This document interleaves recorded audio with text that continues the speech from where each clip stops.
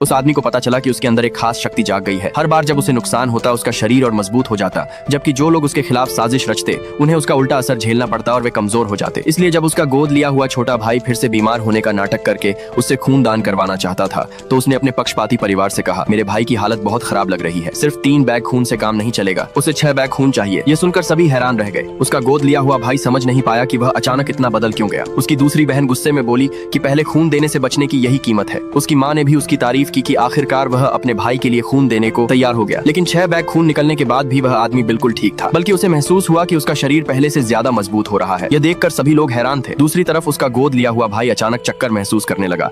वह समझ नहीं पा रहा था कि खून तो उस आदमी का निकाला गया था, फिर कमजोर वह क्यों हो रहा था। लेकिन वह आदमी अभी भी रुकने वाला नहीं था। उसने कहा, मेरा भाई इतना कमजोर है, साफ है कि उसे अभी पर्याप्त खून नहीं मिला। इसके बाद उसने डॉक्टर से एक हाई टेक मशीन लाने और ट्रांसफ्यूजन जारी रखने को कहा। थोड़ी ही देर में उसका गोद लिया हुआ भाई सोफे पर बेहोश होकर गिर पड़ा, जबकि वह आदमी लगातार और ताकतवर होता गया। अब वह हल्का सा जोर लगाकर दरवाजे का हैंडल तक तोड़ सकता था। 3 दिन बाद उसका गोद लिया हुआ भाई आखिरकार होश में आया। यह देखकर उसकी असली माँ, जो उस घर में नौकरानी का काम करती थी, बेहद गुस्सा हो गई। उनका असली मकसद उस आदमी को परिवार से बाहर निकालना था, ताकि उसका जैविक बेटा आसानी से पूरी संपत्ति का वारिस बन सके। लेकिन जितनी बार उन्होंने उसे फंसाने की कोशिश की, हर बार उसका बेटा ही बुरी तरह नुकसान उठाता रहा। आखिरकार उस आदमी को पूरी तरह बर्बाद करने के लिए नौकरानी ने एक नई योजना बनाई। उसने फैसला किया कि अपने बेटे की मंगेतर के जन्मदिन की पार्टी में वह उस आदमी और मंगेतर दोनों को नशीला जहर देगी। फिर उसका बेटा सही समय पर पहुंचकर दोनों को बचाने का नाटक करेगा। अपने बेटे ने सोचा कि वह वर्षों से उस लड़की का पीछा कर रहा था, लेकिन वह कभी उसे पसंद नहीं करती थी, इसलिए उसने भी अपनी माँ की योजना मान ली। अगले दिन जन्मदिन की पार्टी में उसने उस आदमी को मिलावट वाला ड्रिंक दिया। वह आदमी जानता था कि उसके खिलाफ साजिश हो रही है,